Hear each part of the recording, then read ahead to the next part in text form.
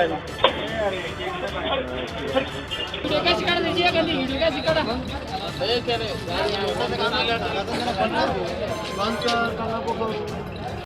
झालं का नेमकं दादा रात्री? त्यांनी गाडी लावली, पोलीसवाल्यांनी समोर गाडी लावली.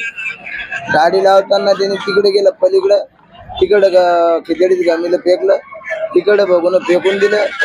गाडीत बसला, सरळ गेला तिकडून, लगेच बाहेरून बाहेर टर्न मारला, सरळ गेला. तो रात्रीचा 12-12:30 टाइम असेल.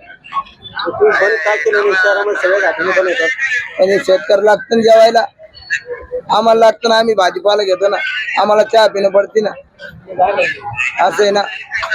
मग शेतकरी काय खाईल? रात्री 11 वाजेपर्यंत मी येतो, मी आलेले चहा पितो. चहाच्या नंतर किंवा 12-12:30-1 वाजला असं आली गाडी, पलीकडे खिचडी फेकली, इकडे खिचडी फेकली. अन्न हे परम हे लोकायला खायला लागतं. इकडे भोजे वाहत्या, कॅट वाहत्या, इथं आम्हाला लोक आहे 100, त्यांना लागतं नाश्ता.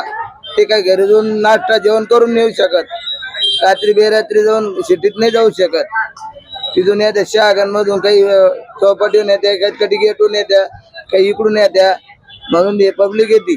त्या कारणानं भाजीपाल्याला जागा लागते, त्यांना चहा पित्या, नाश्ता करत्या. मोबाईल कोण आलं तरी त्याच्यात रेकॉर्डिंग नाही.